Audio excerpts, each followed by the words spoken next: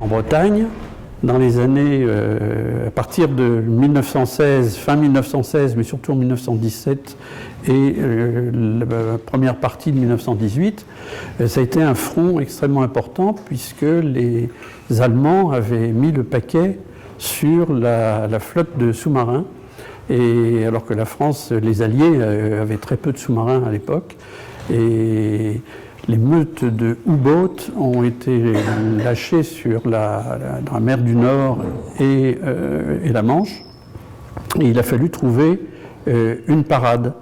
Et cette parade, comme je vais vous l'expliquer, c'est en fait les hydravions.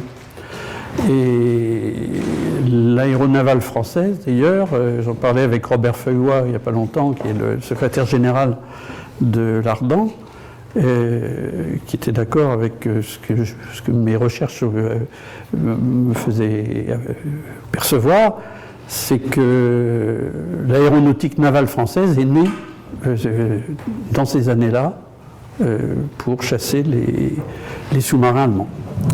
Alors, pourquoi je me suis intéressé à ça? Je fais deux mots d'introduction aussi, c'est que j'ignorais tout de cette histoire, enfin en grande partie, mais j'ai une maison en Bretagne, en Trégor, tout près de Tréguier, et où j'ai mon bateau au port de Tréguier, et c'est un jour, sur le ponton, je discute avec un camarade de ponton qui avait un bateau un peu plus loin, qui était un vieux Trégorois, et j'en viens à lui parler de mon intérêt pour l'aviation et l'aéroclub, etc., et la commission histoire dont je m'occupe. Et il me dit, mais tu dois savoir qu'il y avait à Tréguier un centre aéromaritime. Je dis, non, je ne savais pas. Et personne n'en parle maintenant à Tréguier. Il n'y a que quelques anciens qui ont un vague souvenir de l'existence de ce centre aéromaritime. Donc ça a piqué ma curiosité, j'ai fait des recherches locales. J'ai eu la chance de rencontrer un homme il doit avoir maintenant 97 ans, il est plus très vaillant. J'ai rencontré il y a 4-5 ans, il était encore assez pertinent. Et c'est un ancien de l'aéronavale qui habite Plouguiel, c'est-à-dire la commune juste en face de Tréguier, et qui est de la région depuis plusieurs générations. Et son grand-père, il avait entendu dans son enfance, il avait entendu son grand-père parler du centre aéromaritime. Et ce monsieur a créé même une association pour essayer de poser une stèle à l'endroit où il y avait le centre aéromaritime pour perpétuer le souvenir. Voilà, alors donc je vais tout d'abord vous présenter les choses par un texte qui est l'état actuel de mes recherches. Alors j'ai beaucoup, les renseignements que j'ai eus sont épars, vous verrez à la fin, je cite mes sources, mais c'est surtout un historien dont certains ont dû entendre parler, qui s'appelle Thierry Leroy, qui est un universitaire de Brest, et qui a fait sa thèse d'histoire, son doctorat d'histoire, voilà, édité aux presses universitaires de Rennes, et ça s'appelle « Les Bretons et l'aéronautique ». Et c'est une vraie thèse, il y a plus de 500 pages, sur les Bretons et l'aéronautique des origines à 1939. Il s'arrête à 1939. Alors c'est une vraie mine où j'ai trouvé beaucoup de renseignements. Et avant d'écrire cette thèse de doctorat, il avait fait, quand il faisait ses études d'histoire à Rennes, il a fait un mémoire de maîtrise sur la guerre sous-marine en Bretagne. C'est un ouvrage ça a été édité, auto-édité, et on ne le trouve plus, mais j'en ai eu un exemplaire entre les mains, et c'est un travail universitaire tout à fait. Il a eu beaucoup de mal d'ailleurs à trouver un professeur qui patronne ce travail-là. Je trouvais que ce n'était pas vraiment un travail d'histoire comme on en a l'habitude. Mais bon.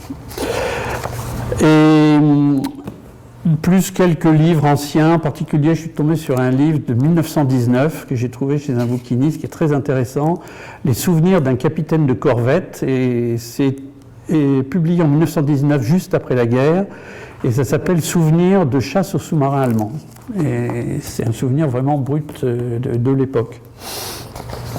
Alors j'ai fait un petit plan que voici. Donc La Bretagne au cœur de la guerre aéronavale dans les années 1917-1918. La Bretagne en tant que région stratégique, l'organisation du réseau aérien de défense côtière, le développement du système de surveillance et la naissance de l'aviation navale américaine en Bretagne, victoire de l'aéronautique maritime. Et j'appuierai avec l'exemple que je connais le mieux, du centre aéromaritime et du poste de commandement de Tréguier en août 17, de août 17 à août 18. Et ensuite, ce centre est passé à partir de août 18, sur les tout derniers mois de la guerre, il est passé sous commandement américain.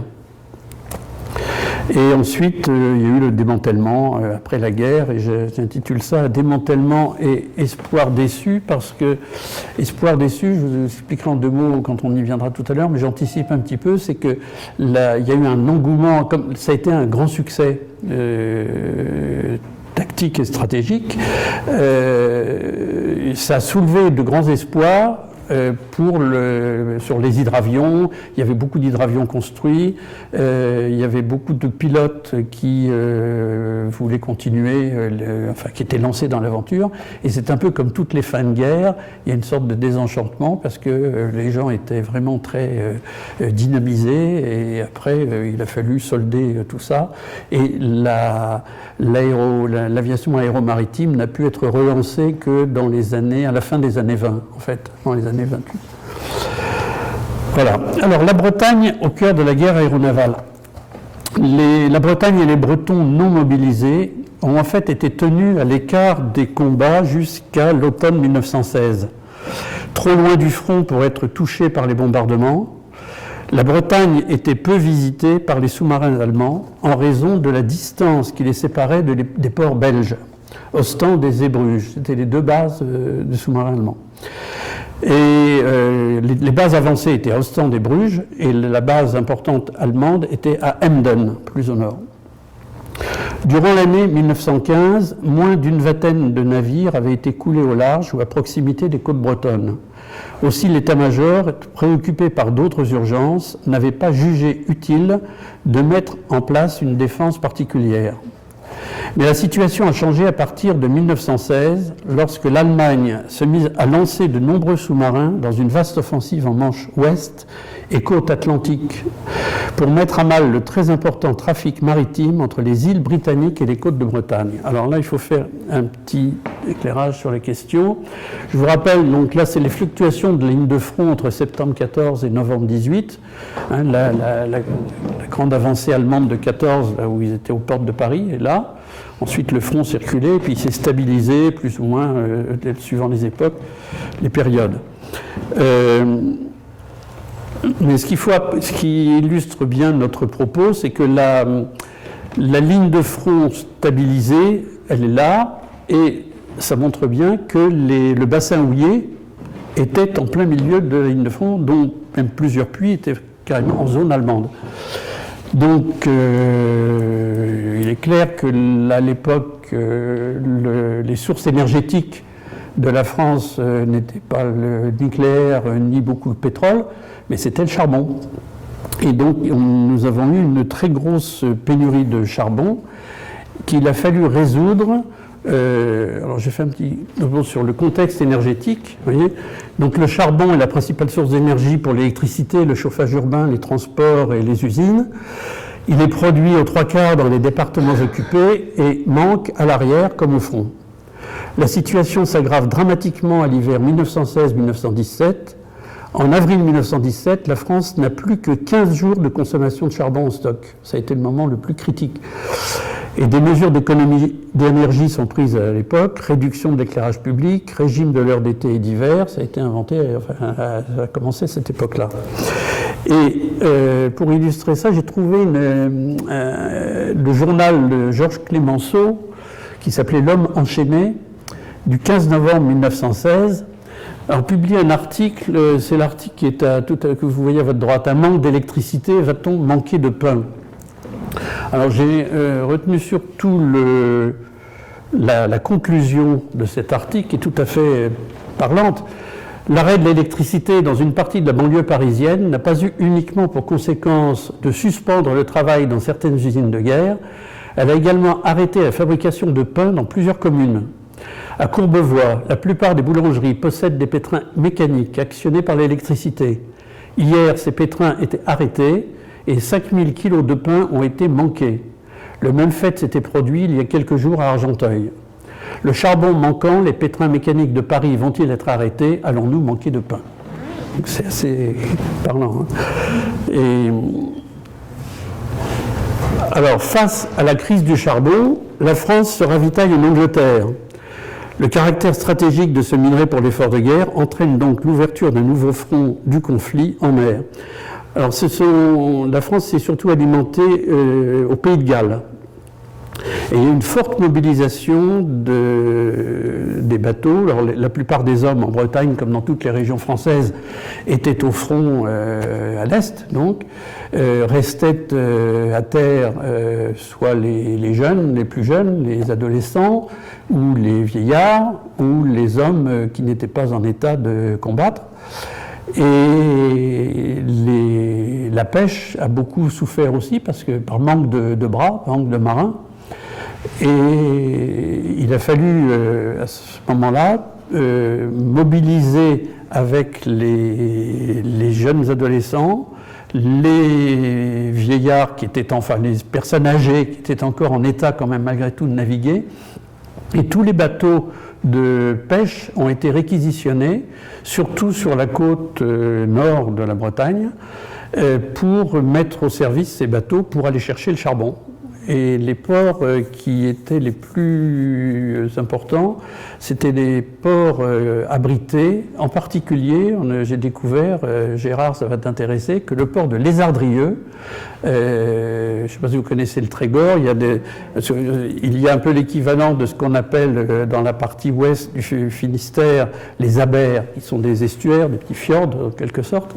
Dans le Trégor, ça s'appelle des rias, sont des estuaires. Et il y en a deux en particulier importants, le Jaudy, qui passe donc à Tréguier, et le Trieux, qui passe à Lézardrieux. Et Lézardrieux a été un port de très gros trafic de charbon pendant la guerre.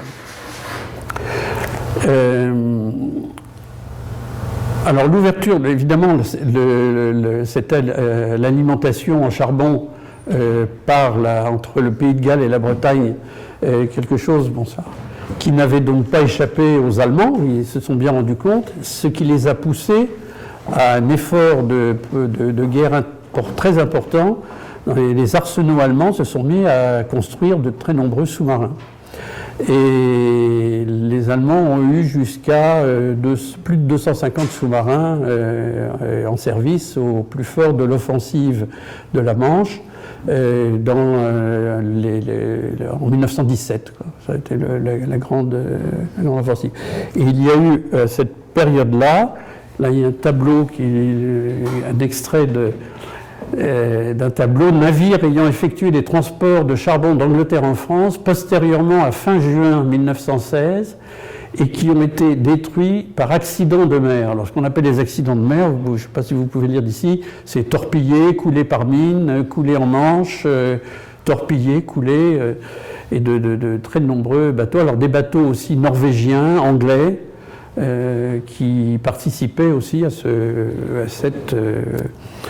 ce pont maritime pour alimenter la France en charbon.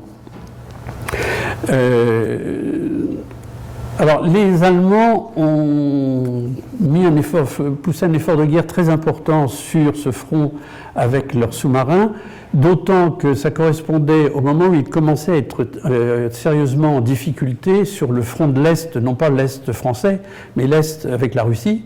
Hein. Là, il y a eu un déséquilibre qui se fait, puis sur les fronts aussi des Balkans, avec l'Autriche-Hongrie, il y a eu des centres aéromaritimes, beaucoup en Méditerranée aussi, mais ce n'est pas mon propos ce soir. Je me cantonne pour ce soir à la Bretagne. Alors, ce petit tableau montre bien les zones d'activité des sous-marins allemands sur les côtes bretonnes. La plupart des attaques sont venues, donc on voit la Lézardrieux ici, les Côtes d'Armor.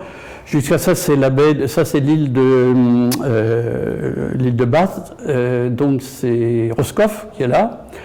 Et puis il y a eu la zone autour de Camaret, au sud de Brest, devant Lorient et devant Saint-Nazaire. Alors ces trois zones-là sont des zones qui ont été surtout importantes à partir de l'été 1917, c'est-à-dire à partir du moment où le contingent américain a commencé à débarquer à Brest. Ils sont arrivés d'abord à Brest, et puis comme il y a eu de nombreux convois attaqués par des sous-marins allemands, ils ont jugé plus prudent de débarquer ensuite à Lorient et à Saint-Nazaire. Tout en continuant quand même aussi à Brest, mais à se disperser sur ce front-là.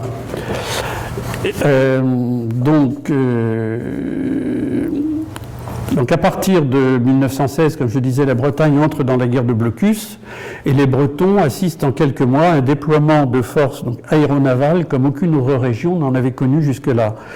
Les Bretons non mobilisés du littoral, qui n'avaient pratiquement jamais vu d'aéronefs, furent ainsi amenés à vivre au contact direct des aviateurs et des étranges machines qu'ils pilotaient. Lorsqu'ils entrèrent en action aux abords d'Ouessant en début septembre 1916, les sous-mariniers allemands de la flottille des Flandres avaient choisi ce terrain de chasse car il se prêtait à une action à la fois économique et psychologique.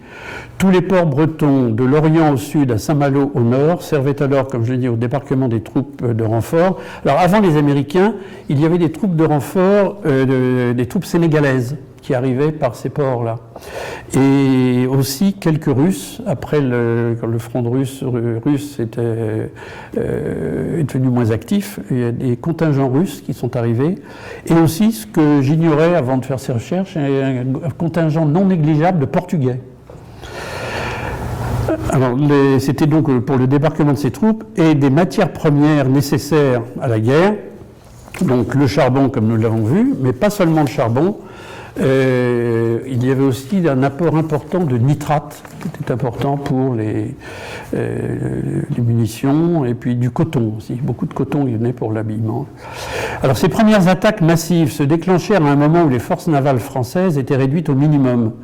La marine avait fait porter son effort sur le front des Balkans, le front méditerranéen, le front du sud de l'Empire austro-hongrois. Jusqu'en Turquie.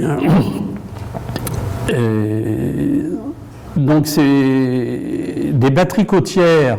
À l'époque, il y avait même des batteries côtières qui ont été désarmées au profit des fronts terrestres. De temps en temps, la seule présence aérienne, c'était un dirigeable du centre d'aérostation du Havre, qui survolait de temps en temps la zone, mais loin de son port, il ne s'attardait pas. Il passait, alors il y avait une fois par semaine le dirigeable du Havre qui passait sur la côte. Cependant, dès juin 1916, une étude avait été menée pour repérer les endroits les plus propices à l'installation de CAM, c'est-à-dire Centre Aéromaritime. Mais rien ne fut entrepris immédiatement, si bien que lorsque les U-boats allemands se présentèrent, aucune force aérienne n'était disponible dans la région, en l'absence de toute opposition. Les Allemands purent couler une centaine de navires dans les 4 derniers mois de 1916 et plus de 450 jusqu'à la fin de la guerre. Alors il y a une courbe, j'ai trouvé un tableau là, dans la thèse de Thierry Leroy qui montre vraiment, ça commence doucement, puis alors il y a eu fin 1916-1917, ça a été vraiment le summum, puis après ça a décru. Le danger que les sous-marins allemands représentaient dépassait largement le seul cadre du ravitaillement des armées. La pêche souffrit beaucoup car les plus jeunes avaient été mobilisés et devant le danger des attaques des submersibles allemands, les derniers pêcheurs en activité, hommes âgés ou réformés, enfin, hésitaient à prendre la mer. En conséquence, de nombreuses conserveries durent fermer ou réduire considérablement leur activité, provoquant chômage et réduction de ce salaire chez les femmes. Alors, quelques remarques techniques. Il faut savoir qu'on parle de sous-marins, mais en fait c'est un peu abusif. C'était plutôt des submersibles. Parce que les sous-marins de l'époque étaient très lents pour s'attaquer aux flottes de guerre. Ils s'en prenaient donc aux navires de commerce. Et leur méthode au début, c'était ils naviguaient en surface. Et comme ils étaient quand même assez bas sur l'eau, en général, ils profitaient d'un relatif effet de surprise et ils attaquaient les navires commerciaux au canon, laissant généralement au début, ça a été assez chevaleresque au début, pendant les premiers mois, ils laissaient généralement le temps à l'équipage d'évacuer le navire. Mais à la longue, cette pratique s'avère dangereuse parce que s'ils perdaient trop de temps à faire évacuer, les navires alliés signalaient qu'il y avait un signalement et rappliquaient assez vite. Et la marine envoyait sur les lieux un bateau ou un hydravion. À cette époque, il faut dire que les sous-marins, donc c'est pour ça qu'il faut distinguer sous-marins et submersibles, ils sont motorisés donc au diesel et faute de pouvoir évacuer les gaz, ils naviguent en surface les 3/4 du temps, ne passant en plongée sur batterie électrique que pour échapper à la vue. Et les batteries électriques, c'était un problème encore plus fort que maintenant, plus difficile maintenant, elles étaient d'une très faible autonomie. On se plaint encore que les batteries manquent d'autonomie, mais à l'époque, c'était vraiment, ils pouvaient, je crois qu'il restait pas plus de 20 minutes, après il fallait qu'ils remontent pour recharger avec les moteurs diesel. Ça, il leur faut donc refaire rapidement surface pour les recharger au moyen du diesel. Alors en 1915, les U-boats changent de tactique et passent au torpillage en plongée, qui est beaucoup plus meurtrier. Le premier célèbre torpillage terrible, ça a été le torpillage du paquebot Lusitania en mai 1915. Et ça a été un scandale international. Et la radicalisation du conflit sur terre et l'indécise bataille navale du Jutland du 1er mai au 1er juin de cette même année a signé l'échec de la guerre d'escadre. C'est pour ça qu'ils ont renoncé à la guerre d'escadre, parce qu'il y avait eu la fameuse bataille du Jutland. Ça avait été pratiquement, il y avait eu une énorme bataille, mais qui était soldée, si on peut dire, par un match nul. Ils avaient eu autant de dégâts les uns que les autres, et après ils ont évité de refaire des batailles d'escadre. Donc ça a été un choix stratégique des Allemands de faire la guerre sous-marine à ce moment-là. Qu'ils ont lancé officiellement le 1er janvier 1917, avec, dans les termes, c'était la guerre sous-marine illimitée. Et c'est en avril 1917 qu'on a atteint le pic du tonnage coulé. Alors, la France réagit en décembre 1916. Gustave de Kerguezec, qui était le député de Guingamp et rapporteur du budget de la marine, a proposé à ce moment-là un plan d'organisation des convois et le développement d'une aviation de protection. Mais la mise en place d'un tel plan devait prendre beaucoup de temps et jusqu'au printemps 1917, ce fut très difficile. Alors, j'aborde là maintenant l'organisation du réseau aérien de défense côtière et le développement du système de surveillance. Les sous-marins allemands développant naturellement leurs actions dans les régions les moins protégées, c'est-à-dire les plus éloignées des ports de guerre, il n'était pas question de constituer les centres aéromaritimes à proximité des arsenaux, où pourtant ils auraient pu bénéficier des facilités d'approvisionnement et d'entretien. C'est ainsi que le poste de combat de Tréguier, qui avait été mis en place en avril 1917, est devenu en août 1917 un centre aéromaritime. Parce que les postes de combat étaient des petites unités qui n'avaient pratiquement pas de logistique sur place. Et par exemple, le poste de combat de Tréguier dépendait de Camarès, qui était quand même très loin. Alors, une douzaine d'appareils y furent basés sur les ordres de l'enseigne de vaisseau Georges Guière. Je vous montrerai tout à l'heure des photos. Le Jaudy, la rivière du Jaudy se prêtait bien aux manœuvres des hydravions et le terre-plein de Plouguiel, dit La Roche-Rouge, appelé jusqu'à la fin du XIXe siècle La Roche-Noire, enfin sans savoir pourquoi, a été le lieu d'implantation de cette première base. Alors ça, j'y reviendrai tout à l'heure, mais voilà, pour situer un petit peu la géographie du coin, donc je vous disais, les deux rivières, donc le Tréguier est là, et le Jaudy est ici. Paimpol est là, Tréguier, et Perros-Guirec et Morlaix. Et là, on voit un peu mieux. La côte est extrêmement découpée, et c'est ce qui en fait d'ailleurs tout le charme pour naviguer. C'est Hein, on aime bien Gérard. Parce que Gérard a son bateau là et moi là, donc on se croise de temps en temps par là. Le sillon de Talbert, quelqu'un me posait la question tout à l'heure, vous connaissez le sillon de Talbert, c'est une curiosité géologique, géomaritime. C'est au confluent de courants, donc des courants du Trieux et du Jaudy, qui sont brassés à l'aller et au retour par des marées, flux et le reflux très puissants. Et au fil des mois, peut-être des années, des siècles même, c'est formé un cordon de galets de presque 4 km, d'à peu près 3 km et demi, 4 km, qui est tout à fait étonnant, qui est une réserve naturelle maintenant. Et là, c'est évidemment, d'ailleurs on aperçoit avec la photo Google, c'est pas navigable, hein, c'est quoi, sauf avec un faible tirant d'eau et en faisant bien attention. Mais en tout cas, pour ce qui nous intéresse, ni les sous-marins, ni les navires de commerce, même les petits bateaux de pêche ne s'aventuraient pas trop par là. Alors on comprend bien aussi que les Ardrieux comme port charbonnier, l'intérêt, c'est qu'avec tous ces rochers qui sont là, avec l'île de Bréa qui est ici, c'est extrêmement bien protégé. Surtout qu'à l'île de Bréa, il y a eu un poste de combat qui a été installé ici, là, dans ce coin, là, qui est qu'on appelle, je ne sais plus trop comment, là, la corderie, c'est ça. Voilà. Donc, dans ce centre aéromaritime à Tréguier, une douzaine d'appareils y furent basés, donc sous les ordres de l'enseigne de vaisseau. L'équipement standard de chaque centre aéromaritime était de 12 hydravions au début de 1917 et passant ensuite à 16 à l'été 17 et de 25 et même 32 pour certains en 1918.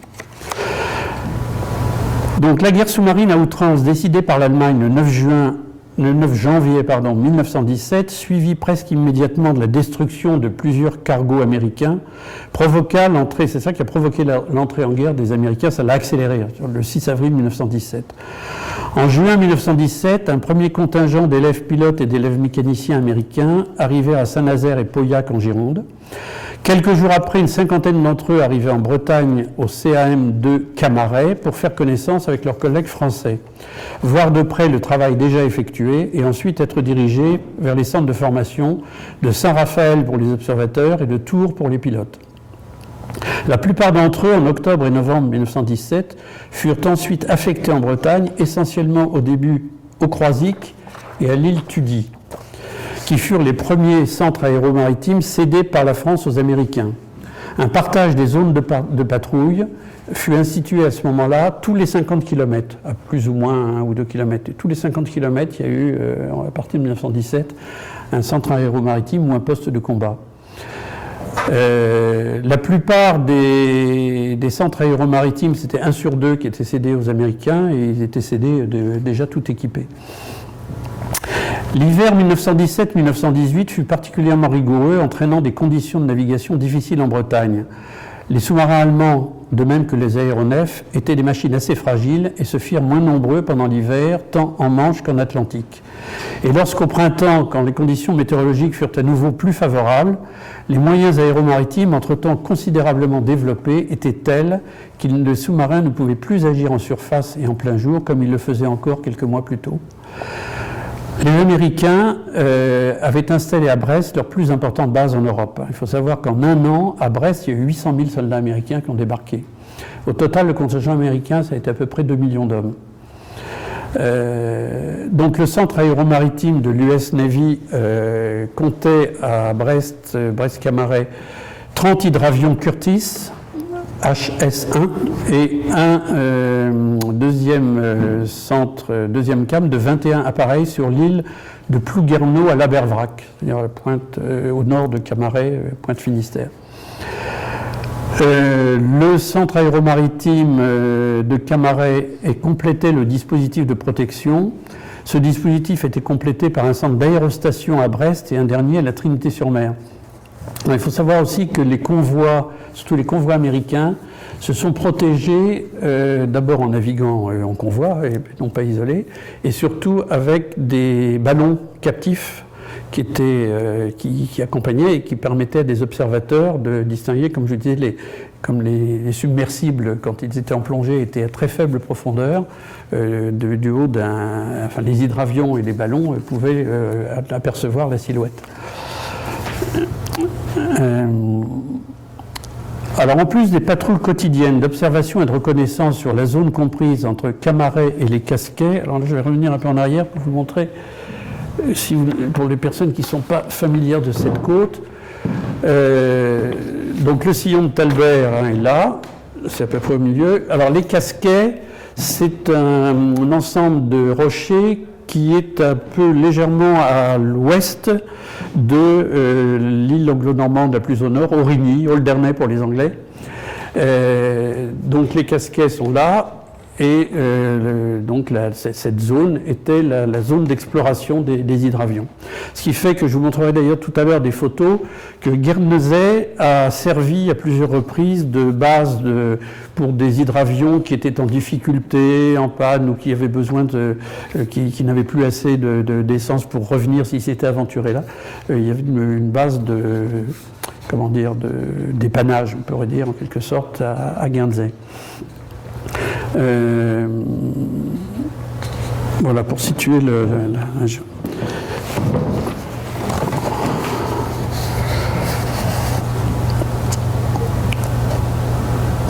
Alors donc dans la journée, les submersibles, comme je disais, se tenaient de plus en plus souvent en plongée, et vu le coût d'une torpille, il était hors de question de s'en prendre à des voiliers isolés de faible tonnage.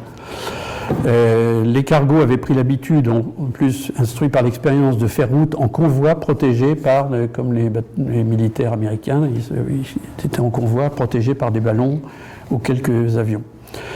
Le 3 août 1918, il y a eu un fait d'armes important dont les Allemands à l'époque se sont glorifiés, l'U-boat 88, qui était, j'ai pas noté le nom du commandant, mais c'était un homme, c'était le plus célèbre des commandants des sous-marins allemands, qui avait un tableau de chasse absolument vertigineux.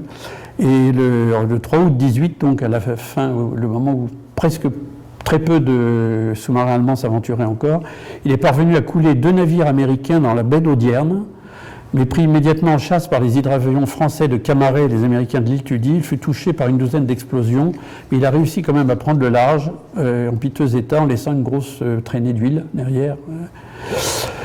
Du 1er septembre 1916 au 31 décembre 1917, l'aviation navale française participa à 106 attaques de sous-marins, et dont 28 furent opérés par les centres aéromaritimes bretons. Au cours de l'année 1918, les chiffres d'activité furent comparables, l'aéronautique française annonçant 105 attaques, dont 44 en Bretagne. Les activités et les succès de l'US Navy furent proportionnellement comparables. Au début de l'année 1918, il restait à l'Allemagne encore 140 U-boats en service, mais la plupart n'étaient plus en état de marche. Il y en a peu qui ont été coulés, mais beaucoup ont été abîmés par les... Parce que vous avez vu sur l'invitation à la conférence, il y avait une image, je ne sais pas si vous l'avez reçue, c'est un tableau qui a été fait par un peintre de marine, où on voit 2 hydravions qui attaquent un sous-marin. Et il faut savoir qu'ils pratiquaient comme les avions à Verdun ou ailleurs. Il y avait le pilote et l'observateur devant. Il avait une caisse avec des pompes et puis il les lâchait à la main un peu au jugé. À la fin, il y a eu, vous verrez sur des photos, quelques hydravions qui avaient 4 bombes sous les ailes et qui les lâchaient en piqué avec une précision aléatoire là aussi, mais qui pouvaient, si elles explosaient dans un périmètre autour du sous-marin, ça pouvait quand même déclencher des dégâts.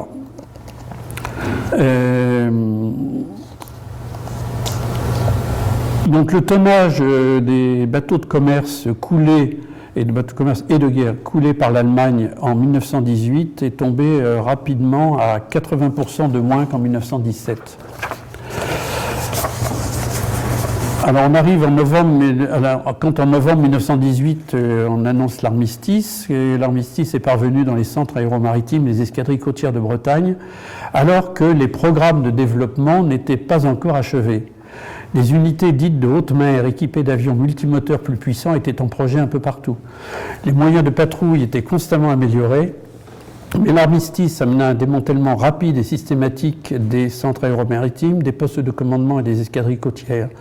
Pendant quelques semaines, les appareils avaient encore pu être utilisés pour rechercher les mines déposées par les derniers sous-marins allemands dans les derniers jours de la guerre. Puis les vols se sont rapidement espacés et le personnel progressivement ramené dans les dépôts en attendant pour certains la démobilisation et pour d'autres une nouvelle affectation.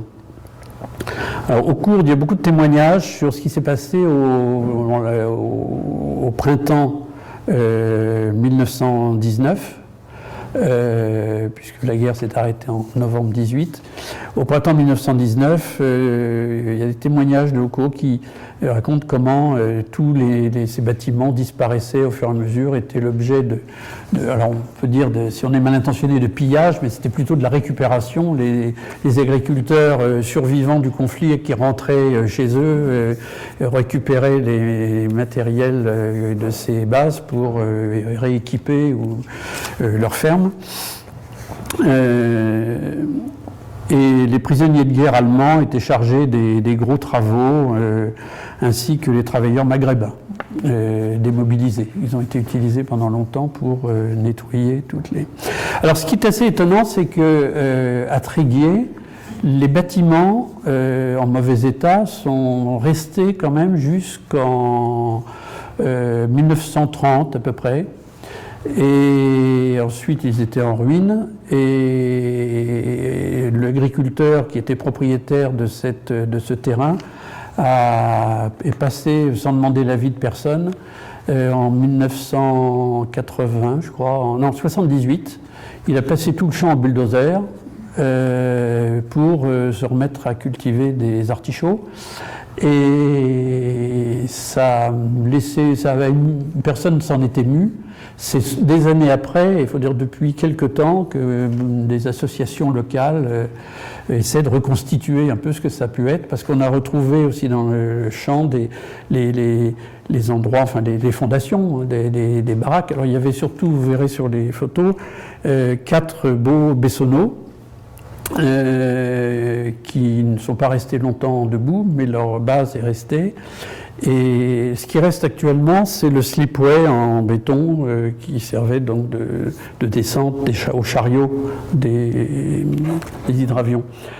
Alors là, on voit bien l'endroit donc dans le Jaudy.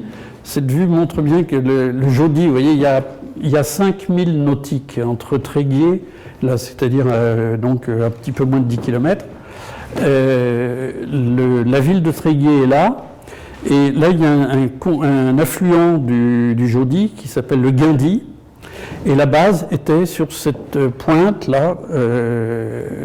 Donc il y avait un plan d'eau tout à fait remarquable. En général, quand ils étaient mis à l'eau ici, ils remontaient là, ils prenaient leur élan et ils partaient dans ce sens-là. J'ai retrouvé d'ailleurs un plan de vol, enfin le plan de circulation de... Attendez, c'est dans le sens... Ben voilà, c'est intéressant, vous voyez, on voit le Tréguier donc est là, le centre aéromaritime est là, voilà. Donc il décollait, comme je vous ai indiqué, comme ça, il tournait là, juste au-dessus d'un endroit qui s'appelle Pouc-d'Oran, et il partait donc vers les Casquets, vers la zone. Et pour l'amérissage, en général, ils amérissaient, ils ne s'engageaient pas par là, ils amérissaient soit pas loin du sillon de Talbert.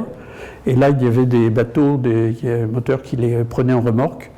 Et quelquefois, quelques audacieux arrivaient à amérir après Port-Béni, mais à l'endroit où ça commence à se resserrer. Et comme il y a quelques cailloux quand même là, c'est un peu...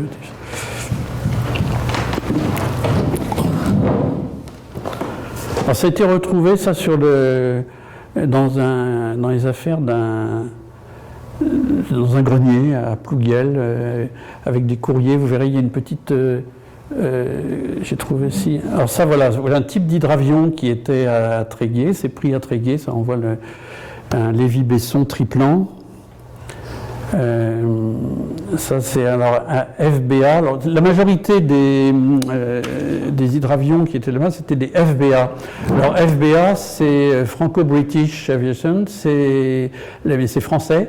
C'est l'ingénieur Schreck usine à Argenteuil, qui a été un des pionniers de l'hydravion, et notre ami Gérard Hartmann, qui a publié en 2010 cette Bible de la naissance de l'hydraviation, 1913. C'est un livre qui est pratiquement consacré à l'entreprise Schrech, qui est une monographie tout à fait intéressante. Alors, il faut dire que, j'en ai pas parlé de ça, il y a eu un choix de matériel qui a été assez décisif. C'est qu'il y avait au départ des hydravions, un peu dans le type perfectionné bien sûr, mais comme l'hydravion de Fabre, c'est-à-dire avec que des flotteurs. Et on s'est vite rendu compte qu'étant donné le caractère un peu agité quelquefois de la Manche, c'était des hydravions qui, si la mer était un peu forte, se disloquaient très vite. Donc on en est venu très vite, et ça a été le Schrech qui a été le premier à penser à ça, des hydravions coques. C'est une coque de bateau avec des ailes et un moteur. Et vous verrez aussi que ça a sauvé la vie de plus d'un. Alors ça c'est la vue, justement, on voit les 4 Bessonneaux, vous voyez, et le slipway qui est là, donc dont il reste à peu près cette partie-là seulement maintenant.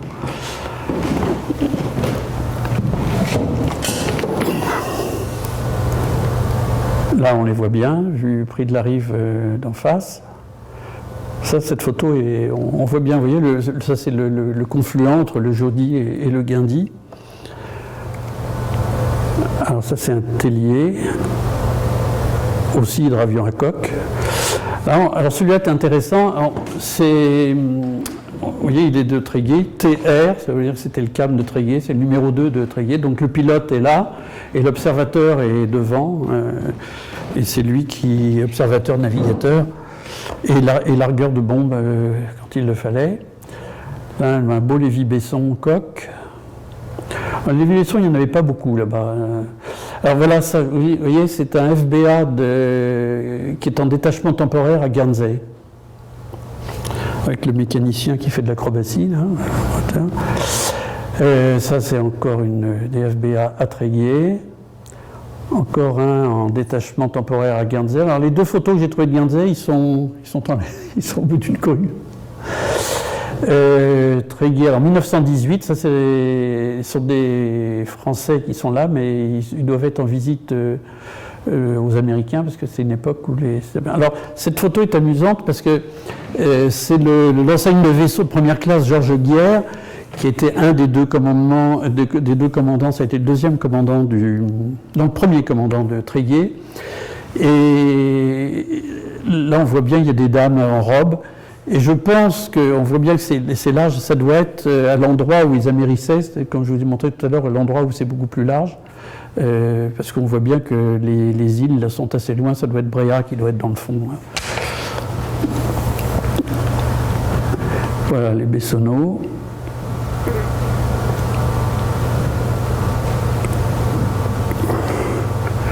Alors, au bout d'un certain temps, l'emblème de la flottille de Tréguier, c'était un coq noir, vous voyez, le coq flamboyant, ils appelaient ça.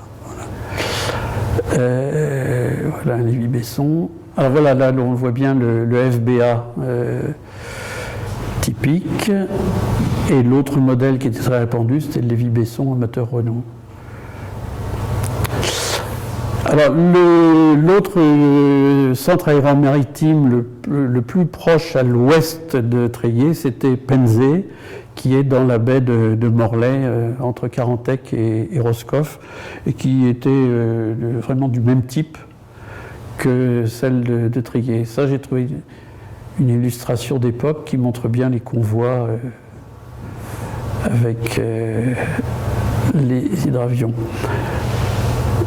Alors les torpilleurs remontaient jusqu'à Tréguier, comme le Desardrieux aussi, bien sûr. Alors là, donc, le lieutenant de vaisseau Émile Levoyer, ça a été le 2e commandant du centre aéromaritime de Tréguier, et qui s'est tué en vol, lors d'un vol d'entraînement. Voilà, on a une photo qui est authentifiée comme la photo du dernier décollage d'Émile Levoyer, d'avril 18. Et il a perdu curieusement une aile quelques minutes plus tard à l'endroit qui s'appelle la Roche Jaune. Et alors c'est la dernière lettre de Le Voyer, là, c'est assez intéressant, c'est mon cher Louis, eh bien, tu peux te vanter d'être un foutu flemmard, moi aussi d'ailleurs, pas de nouvelles réciproques depuis près de 3 semaines, tuyau confidentiel, je compte demander une permission dans une douzaine de jours et la passer à Paris. Je dirai à maman que j'y vais en mission. J'irai voir le ministère ce que devient le projet de création de 3 escadrilles terrestres. AD, IMED, parce que ça devait être craignant la censure, et savoir si l'on compte m'y envoyer à l'occasion. Rien de nouveau à Tréguier. Jean a dû te raconter mon dernier séjour à Binic. Enfin, voilà, c'est toujours intéressant de voir le vécu de ces hommes en panne de carburateur. Donne-nous, Claudel, donne-nous des zéniths, les carburateurs, où je ne te reconnais, où je te connais plus. Envoie-moi vite au moins alors je ne sais plus ce que c'est, pour m'accuser, un mot pour m'accuser réception de cette lettre. Je te la sers fraternellement. Et le canon, que devient le canon? Que dit le père Boyer? Voilà. Et ça, c'est sa dernière lettre. Alors cette photo est amusante parce que c'est le centre de Tréguier, et ça a été pris bien après la guerre, mais on voit encore les bâtiments en dur là, qui étaient là, les Bessonneaux. C'est tout juste à la fin de la guerre. Et ça, ce sont des habitants, et c'est des sacs de pommes de terre qui attendent d'être embarqués par un bateau sur le port. Ça, c'était un célèbre... alors, le maître Ristorto, pourquoi je l'ai mis là? Parce que j'ai trouvé un document, une pétition contre ce quartier-maître, parce qu'il avait été vu en ville au volant d'une automobile, avec à son bord 3 jeunes femmes inconnues de la ville. Alors, il y a eu une pétition qui a circulé, que l'évêque et le maire, c'est monté en lieu, voilà. Donc, alors, Ristorto, voilà. Alors, Ristorto, là devant son... Alors, ça, c'est une photo intéressante parce qu'ils ont essayé à une époque, mais ça n'a pas été très confirmé, de mettre à l'avant un canon. Mais il paraît que quand le canon tirait, le recul était, l'avion était un peu léger pour le recul. Il y a eu ça n'a pas donné entière satisfaction. Alors ça, c'est des quartiers maîtres en goguette à Tréguier. Et alors ça, après la mort de Le Voyer, c'est Georges Guière qui a pris la succession. Alors ça, c'est une carte postale qui a été trouvée au marché, dans ce marchand de cartes postales, le marché de Tréguier, qui est très touchante, parce que vous voyez, c'est une carte postale qui date de Tréguier du 14 novembre 1917, et c'est un garçon qui écrit « Bien cher neveu, excuse-moi si je suis resté si longtemps sans t'écrire, c'est que pour le moment, je suis à Tréguier, au camp d'aviation, mais je pense retourner à Brest pour la fin du mois, pourtant je me plaisais très bien ici, je suis ici pour les aéroplanes. Tréguier est un joli pays, et puis le cidre n'est pas cher. Et puis il est bon. J'espère une lettre de ta mère, le temps est très mauvais en ce moment, je te dis aussi que le renard est coulé, j'ai eu la chance de l'avoir quitté auparavant, bien le bonjour à tous tes collègues. Et le renard, c'était effectivement un deux-mâts qui faisait le trafic marchand là, entre les Ardrieux et le Pays de Galles. Et ce garçon était matelot sur le renard. C'est touchant de voir des documents comme ça. Pardon ? Le renard, il y a la oui, alors c'est pas le même. Hein, non, parce que le renard de Saint-Malo, c'est le bateau de Surcouf, c'est un bateau plus ancien. Ça, c'était un bateau de commerce de l'époque qui était qui avait moins d'allure probablement que le renard. Alors ça, c'est encore Tréguier, mais au moment où ça devient une base américaine. Le Naval Air Station. Voilà. Alors là, d'ailleurs, il y a un Bessonneau à droite qui est en cours de démontage, on dirait, ou de réparation. On ne voit plus que la charpente. Alors ça, c'est une anecdote intéressante qui illustre l'intérêt des hydravions à coque. Il y a un hydravion, le Z-20, qui était en patrouille dans cette... il partait de... Je crois il était parti de la base de Penzé.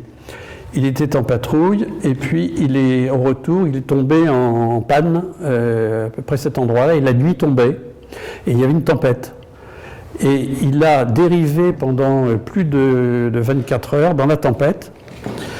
Et vous allez voir, voilà, il est arrivé sur la côte de Trébeurdin, dans cet état-là, et les deux gars, très refroidis, en très mauvais état, mais sains et saufs. Donc vous voyez l'intérêt de l'hydravion à coque. Et c'était en quoi? En bois. Oui, oui, en bois. Voilà. Et alors voilà le télégramme d'ailleurs qui est de Plumeur Baudou, qui dit: syndic des gens de mer à Marine Paris, hydravion venu à la côte, Villemeur, Préqueraliès, marque Z20, TG49, l'aile droite brisée en atterrissant, moteur en bon état. Voilà. Et alors voilà l'état actuel. Voilà, prix de. On voit bien la Tréguier en face. Alors, petite anecdote. Actuel dans les années 50, je crois. Enfin, oui, ça parce qu'il y a encore, on voit encore quelques traces de bâtiments, et il y en a en avoir d'autres par là. Parce que l'état actuel, en ce moment, là, il y a des artichauts, là, c'est cultivé, là, c'est pas cultivé, c'est en friche. Alors, ça c'est amusant, c'est que pour montrer quand même que l'existence de cette base avait marqué la population, en 1933, donc plus longtemps après la guerre, il y a 3 FBA 17 qui sont venus sur la base pour faire une fête, dans le cadre d'une fête aérienne improvisée, avec un survol de Tréguier par hydravion, pour ils emmener on survole la cathédrale de Tréguier pour la population. Ça a eu beaucoup de succès. On a retrouvé pas mal de cartes postales. Voilà la grande braderie de 1933, et c'était au programme, avec un char qui défilait dans la ville, qui était un avion à roulettes. Voilà, la grande braderie de Tréguier en 1933. Le souvenir était... Alors ça, c'est une carte qui résume la situation de l'aéronautique en Bretagne à la fin de la guerre, le 11 novembre 1918. Donc là, on voit les gros hydravions, ce sont des centres aéromaritimes importants, de 21 à 33 hydravions. Là, les tailles plus petites, c'est donc des centres aéromaritimes de 12 à 19. En plus, des plus petits, escadrilles côtières, des centres de ballons dirigeables et des centres de ballons captifs. Et US, on voit les centres américains. Alors on voit que donc à la fin de la guerre, la Bretagne était vraiment très bien équipée et très bien défendue contre. Alors ça, c'est assez amusant. Je vais vous lire ça en conclusion.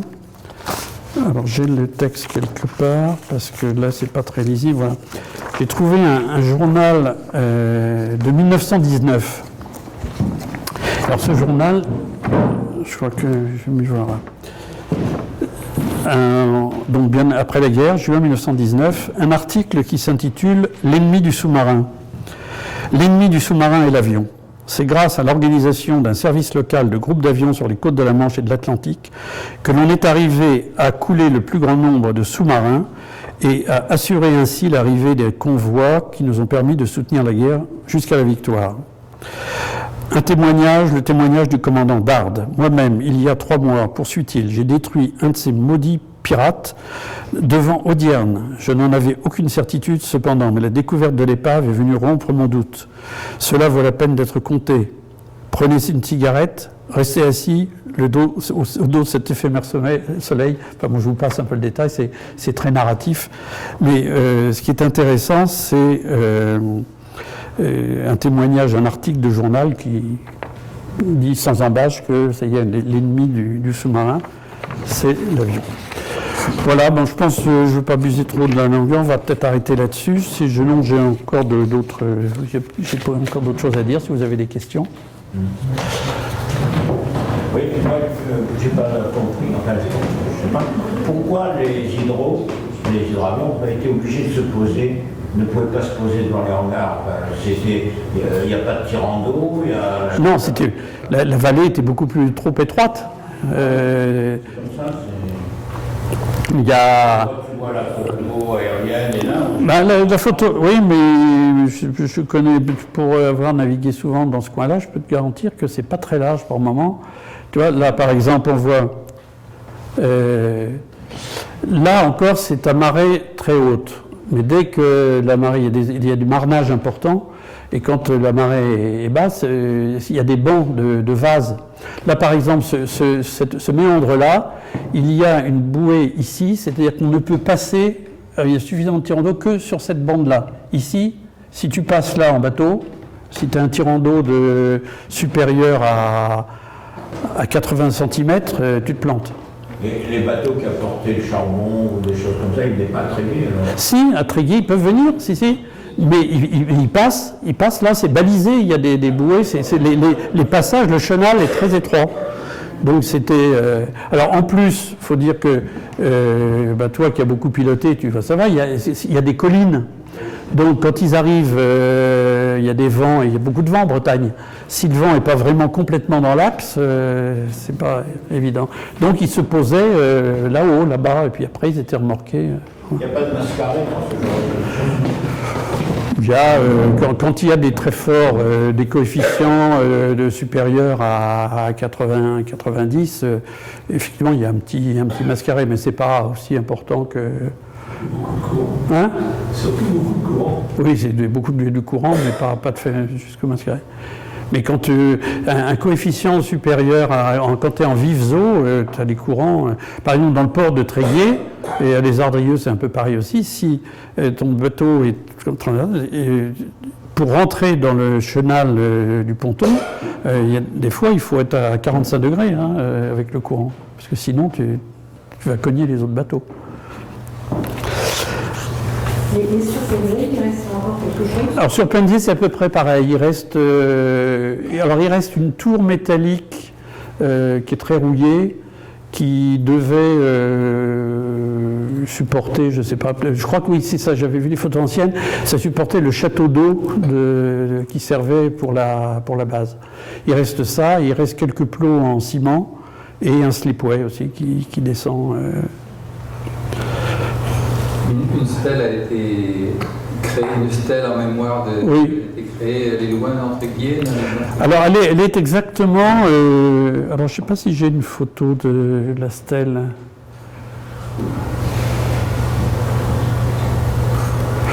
Bon là oui, je voulais quand même faire... dire que voilà mes sources. Donc le Thierry Leroy, comme j'ai cité tout à l'heure. Alors le site Albin Denis, que tout le monde connaît, j'imagine. Albin Denis, ceux qui ne connaissent pas, je vous conseille d'aller voir ce site, c'est une mine. Le site de Ardan aussi, l'association de l'aéronaval, l'histoire de l'aéronaval. Le livre de Gérard Hartmann. Le livre de Moraro sur les aéronefs de l'aviation maritime.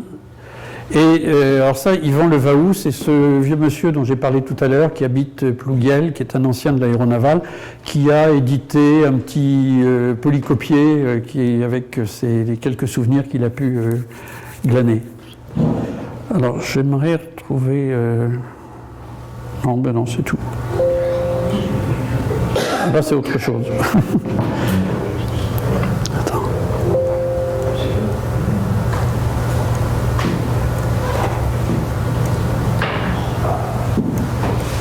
Oui, je crois qu'on a tout vu là. Des photos, je regarde si j'en ai d'autres.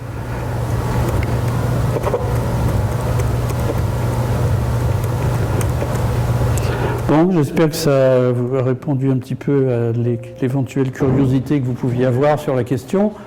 J'ai bien conscience que bon, c'est un travail que je poursuis. Là, c'est l'état actuel où j'en suis, mais j'ai assez envie d'approfondir la question pour documenter sur d'autres centres aéromaritimes. Alors, certains... Quand j'ai fait cette petite conférence il y a 2 mois en Bretagne avec des amis de Tréguier qui n'étaient pas au courant, donc je leur ai dit je vais vous parler de quelque chose.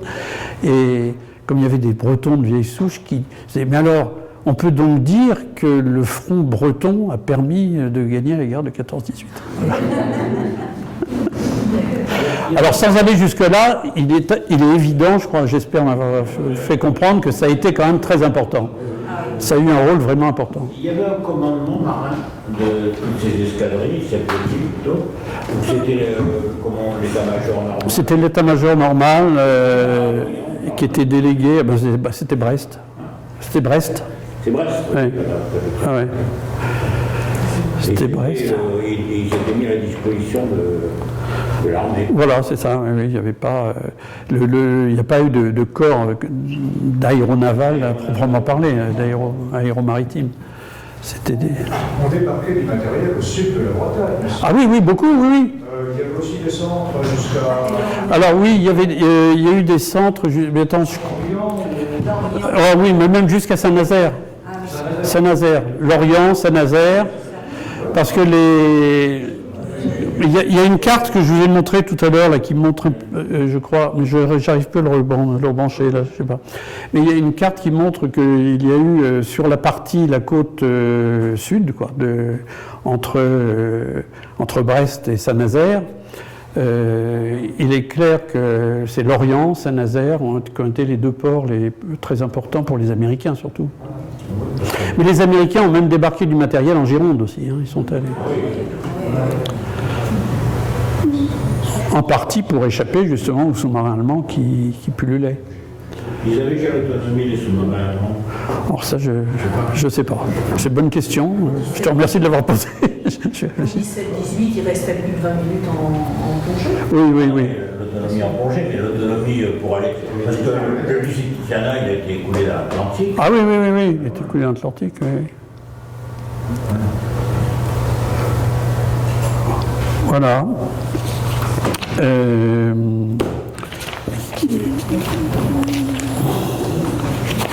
Vous semblez attendre une suite, alors il faudrait que je trouve, mais on peut peut-être s'arrêter là-dessus. Là.